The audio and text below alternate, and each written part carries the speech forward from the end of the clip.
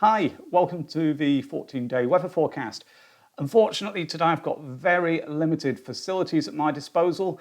That means that the graphics are going to be lower resolution than normal, and also I've gone back to being a little box in the corner of the screen. Perhaps not such a bad thing. Anyway, let me begin by taking a look at the picture across Europe and the North Atlantic. It's a fairly mixed outlook in the short term with further heavy showers or thunderstorms at times. That continues into the weekend, and Sunday may well bring particularly wet conditions to parts of the UK. I think the heaviest rain is likely to be in the southern half of the country, and it will be varying quite a lot over fairly small distances. That's often the case when it's coming from showers rather than frontal systems moving in from the Atlantic. So it's unsettled into the weekend and the early part of next week, but then by the middle of next week, so by Wednesday the 23rd of June, there are indications that the Azores high pressure will be building northeastwards again, so things could be settling down once more, especially in southern and central parts of the UK. More of an Atlantic influence remaining in the north according to this particular sequence. Taking a look at the air temperature profile, so these charts are for about 1,500 meters above sea level, and the first one here is at 12 GMT on Thursday the 17th of June. What we can see is there are still some yellows and oranges over central and eastern England, but in the north and west we've got green shading, which is indicating cooler air, and that's what's pushing in from the Atlantic. Fast forward to 00 GMT on Wednesday the 23rd, and at this point the entire UK is under the green shading, so that's because that Atlantic air has returned to all parts of the country. So cooler conditions look likely. Taking a quick look at the 2-meter temperatures, so the ones we experienced down at the ground level, I'll use two charts. The first one is for 15 GMT on Saturday the 19th of June. Values on this one are widely between 15 Celsius and 20 Celsius. Warmest conditions, of course, where the sun's going to be shining, and the lower temperatures where the cloud cover is. 15 GMT on Tuesday the 22nd of June. Another chart I'm just using to illustrate the general picture. Shows values again in much of the country between 15 and 19 Celsius, so quite cool. And in southeastern parts of England here and East Anglia, values are as low as 13 or 14 Celsius. Now, even though these temperature forecasts from the GFS often are a little bit on the low side, you can perhaps add a degree or two onto them, those are suggesting very, very disappointing values for the time of the year, with probably associated on this particular chart with showery rain and cloud cover over southeastern England and East Anglia. So quite a contrast to the sorts of temperatures which we've had in recent days.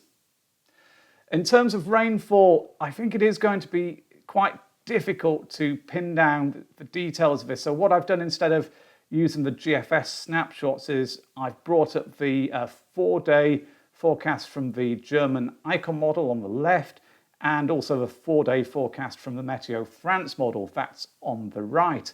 The key things to note here are the highest rainfall totals on both of these plots, really in southeast England and East Anglia, where we could be seeing 50, 60, maybe 70 millimeters of rain. As I say, it will be varying a lot over short distances due to the showery nature of it. In the short term, so in this 4-day period, we see less rainfall as you head further north and west. So just to take a look at the deterministic models at 1 week ahead to see how they compare. It gives us an idea of the confidence level, if they're all showing similar things or they're showing very different scenarios. First up, the GFS chart. So the sequence I started off with was generated from the GFS. Here's the view. It's forecasting at 00 GMT on Thursday, the 24th of June. Low pressure is centred to the north UK, high pressure to the southwest. So what we could expect is showery conditions in the north, potentially drier and warmer in southern and central regions. Next up is the German icon model. It's a little bit different here. We've got high pressure to the west and ridging over the north of the UK, and there's an area of low pressure centred close to the Bay of Biscay. This type of pattern would lead to the possibility of showers pushing up into southern counties. May well stay dry. It would really just depend on how that low pressure behaved. Something to keep an eye on. Next is the Canadian model. Very different here. We've got a bullseye low pressure centered over us. Showers, heavy, possibly longer spells of rain if it was correct. Next is the UK Met Office model. This one's closer to the GFS. It shows high pressure from the Azores, so to the southwest of us, ridging northeastwards. So the driest and warmest conditions again likely to be in southern parts of the UK. Greater risk of showers as you head northwards. Finally, in the deterministics, it's the European, the ECM model, similar to the GFS to an extent, and the UK Met. We've got the Azores high pressure influencing things in southern and central parts of the UK. Once more, the risk of showers higher in the north where an area of low pressure is close by. So I think taking all those into account, it suggests the most likely scenario 1 week ahead is for the drier conditions in southern and central regions as high pressure starts building in from the Azores, with a greater risk of showers in the north. Okay, so that really covers week 1. I'll take a look at week 2, or focus on week 2 here by using the ensemble data. So this, of course, ensemble data is used to assess the probabilities of different outcomes. I've brought up the 16-day GEFS chart for London, and say focusing on the second week, on the top half from around about the 23rd, 24th of June, it shows air mass temperatures mostly close to a 30-year average. However, there is a significant number of runs in there which are developing much, much warmer solutions. So there are some plumes in there, some runs which are taking 850 HPA temperatures up to about between 15 and 20 Celsius. That's really, really warm. Generally suggests, as I say, plume conditions, so that warm feed coming up from North Africa or Southern Europe. But those runs are in a minority, but certainly not to be discounted. In terms of rainfall, first, in the short term, we've got quite a lot of rain, as I've already discussed. But from about the 23rd, 24th of June onwards, the number of rain spikes there on the lower part of the plot does start to decrease, and the size of rainfall spikes also becomes smaller. So what that means is for fewer runs in model forecasting rain, and the ones which are generally are suggesting it won't be as heavy. So the trend there through the second week is for upper air temperatures and maybe ground temperatures to be close to the average, but with a significant chance of it turning much warmer again. Rainfall probably not completely dry, but certainly not as wet as it's going to be in the short term, so an increasing chance of dry periods. Jumping up to Glasgow, the comparable chart. Once more, the majority of runs are keeping upper air temperatures close to the 30-year average through the second week. Again, though, there are some which are bringing in much warmer air. Now, there are fewer doing that than there were on the London plot, fairly much what you would expect. If we've got very warm air pushing up from North Africa, Southern Europe, if it's going to reach Glasgow, it has to reach the London area, almost certainly. But conversely, if it reaches London, it doesn't necessarily push northwards and reach Glasgow. So you are going to see fewer runs which are going to be developing plumes as you head further north in the UK. What that really means in terms of forecast is there is a chance of it turning much warmer again during week 2, but it's a lower chance than it is in London and southern parts of the UK in general. Rainfall through the second week, there is an ongoing risk of rain here. It looks wetter than the comparable plot for London. Okay, so in terms of maximum temperatures which we're going to be experiencing down at the surface, here is the 16-day GEFS data table for London. Each column's summarising one time slot within each of those 16 days.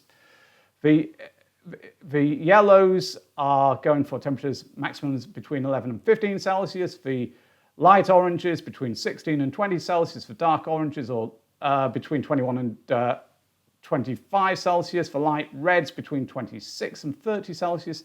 And the pinky reds over 30 Celsius. So those are ones which are really going for hot weather.